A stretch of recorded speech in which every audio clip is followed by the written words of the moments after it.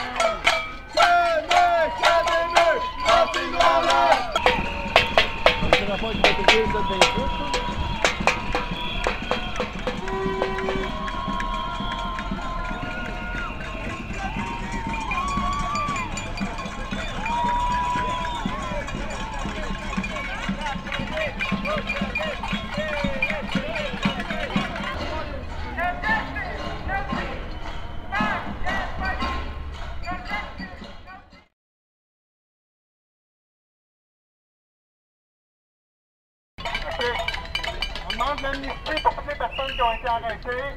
On demande une enquête publique sur le comportement policier des derniers mois. On ne peut pas se permettre que le bilan de la grève étudiante soit une banalisation de la violence policière, des règlements anti-manifestation et puis des pouvoirs arbitraires pour la police. La loi 12, connue sous le nom de projet de loi 78, est peut-être finie en théorie, mais le règlement municipal P6 contient un article similaire qui oblige les manifestants à dévoiler le parcours d'avance et tient tous les manifestants responsables de son respect. Donc, c'est ça, exactement. Ça donne un pouvoir arbitraire de répression à la police. On n'a pas le choix des fois de changer de parcours, c'est eux autres qui bloquent les rues, où on n'est pas assez nombreux, on est en danger de sécurité, on est obligé de changer de parcours. Peu importe les raisons, on n'a pas à dévoiler notre parcours et puis ça donne un pouvoir de répression. Ils peuvent déclarer la manif illégale à tout moment et nous sauter dessus. Donc ça, il faut aussi que ça soit abrogé. Et puis, on demande les personnes qui ont été arrêtées, qui font encore face à des accusations et des amendes, qui ont participé à un engagement collectif et qui ne peuvent pas faire face à des répressions individuelles. Donc, il faut une amnistie, un abandon des charges collectifs. Il faut continuer tous ensemble, même ceux qui ne font pas face à des accusations, qu'on reste solidaires et puis qu'on soutienne jusqu'à temps que l'abandon des charges soit fait. Le ministre de la Sécurité...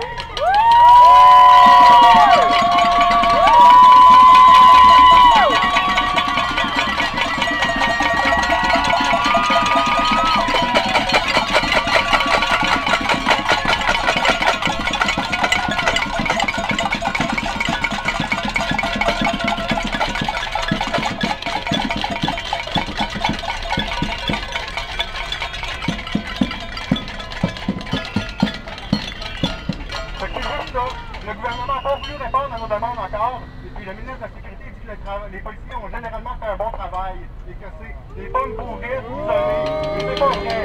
Tous les policiers ils tiennent, les corrompus, ils se tiennent en cœur de la responsabilité de la policier, ils se tiennent, ils répondent ensemble de leurs actes.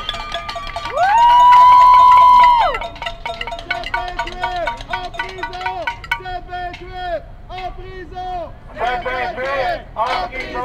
OK, on fait des témoignages. Toutes les personnes qui ont été victimes de brutalité policière, la classe fait un appel au témoignage et puis on jusqu'à lundi pour le faire. Donc c'est très important. On a besoin de tous les témoignages possibles, toutes les traces possibles contre les policiers pour pouvoir faire justement faire un bilan global et puis avoir quelque chose à présenter pour notre demande d'enquête.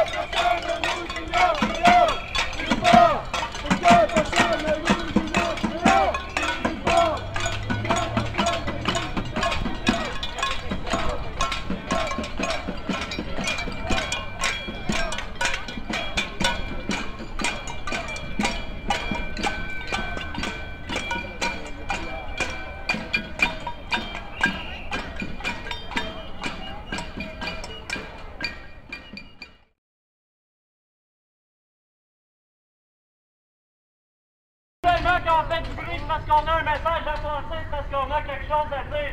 Fait que là, c'est le temps de livrer notre message.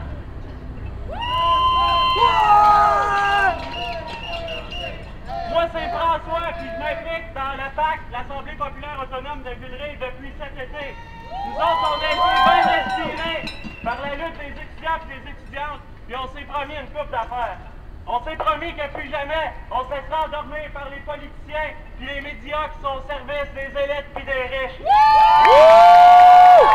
On s'est promis que plus jamais on se laisserait marcher dessus par ceux qui nous volent notre bien collectif en nous imposant des coupures de services puis des mesures d'austérité. Puis de répression.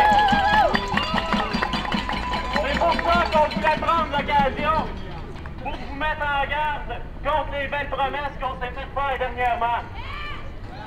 Parce qu'un gouvernement minoritaire, ça comporte un immense avantage pour le parti qui est au pouvoir, c'est-à-dire qu'il peut dire ce qu'il veut. S'il ne le fait pas, il va pouvoir blâmer les autres partis. On en a déjà un très bon exemple. Ça fait même pas 100 jours que le PQ est au pouvoir, avec Pauline comme ministre. Ils ont déjà reculé sur leur promesse d'annuler la taxe santé. Vous savez, moi présentement je travaille dans la construction, mais avant j'ai pris le temps d'aller faire un cégep. Puis quand j'étais au cégep, j'ai eu l'occasion de faire la grève contre une ministre de l'Éducation qui voulait augmenter les frais de scolarité. Cette ministre de l'Éducation-là, ben c'était Pauline Marois.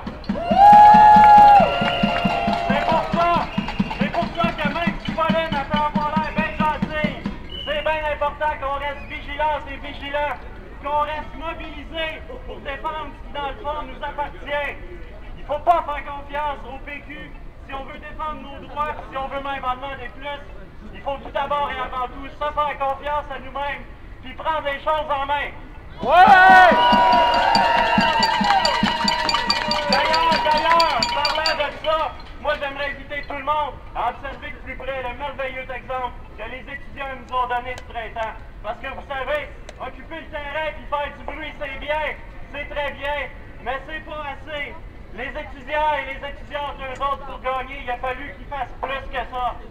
Dans une économie où les cerveaux, dans une économie de haute technologie et de services comme au Québec, les cerveaux, c'est bien important. Par leur grève, en retardant l'arrivée sur le marché du travail de toute une cohorte, les étudiants, eux, ils ont créé un rapport de force avec l'État. Un rapport de force au niveau économique.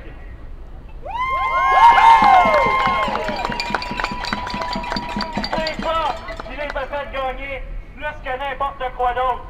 Ça fait que si on veut prendre les choses en main pour s'opposer aux mesures d'austérité, aux coupures de services, aux lois injustes et à la répression, ben c'est ça qu'il va falloir faire nous aussi, créer un rapport de force. Peut-être que la grève étudiante est finie, mais ce soir, on pourrait se promettre au moins une chose, c'est que la lutte, elle va continuer.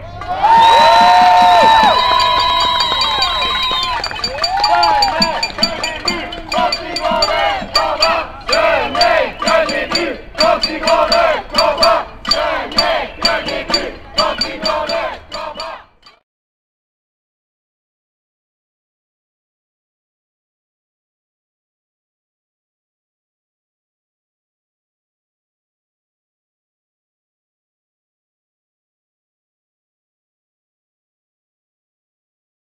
Un peuple uni, jamais ne sera vaincu! Un peuple uni! Jamais ne sera vaincu! Un peuple uni! Jamais ne sera vaincu! Un peuple uni! Jamais ne sera vaincu! Anticapitaliste! Anticapitaliste! Anticapitaliste! Anticapitaliste! Anticapitaliste!